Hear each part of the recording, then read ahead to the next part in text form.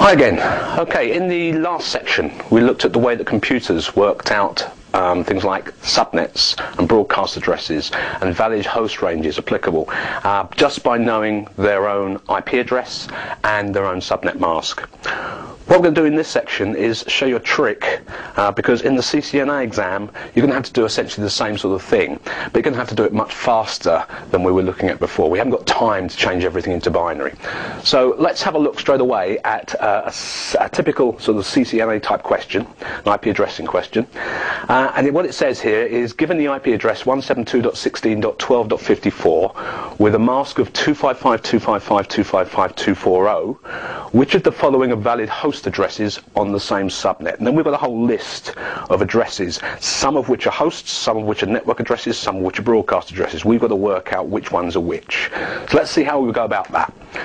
First of all, we've got the address 172.16.12.254 with a mask of 255.255.255.240. The magic part of this address is the last octet. Obviously the mask is going to be 255.255.255. That means all ones, all ones, all ones. So it's going to be 172.16.12. something. It's the dot something we need to find out.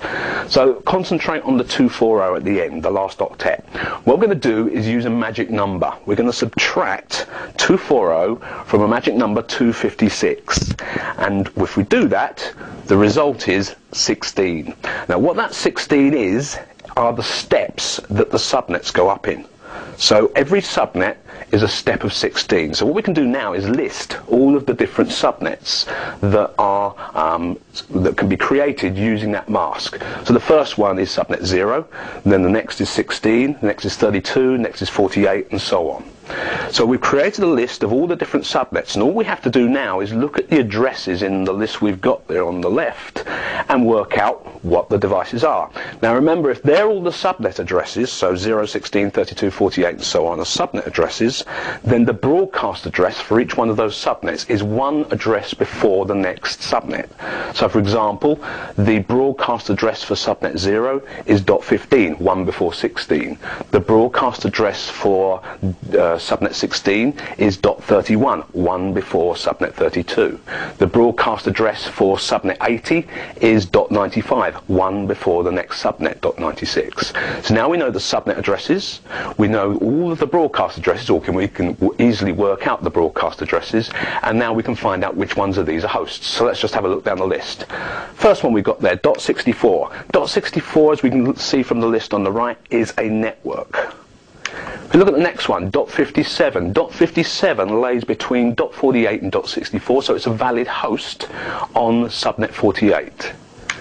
.49 is again a valid host on subnet 48. It's the next available IP address after the network address. .48 is the network address itself. .63 is a broadcast address. It's one address before .64, so it's the broadcast address of subnet 48. And .45 is also a host address, but this is a host address on the previous subnet. This is a host address on subnet 32. So now we know which one's a network, which one's a broadcast, and which one's a host. I think the question asks us which ones are on the same subnet as .54. Well, .54 is on subnet 48, so the only two hosts there that are on the same subnet are .57 and .49. There's the answer. We're done.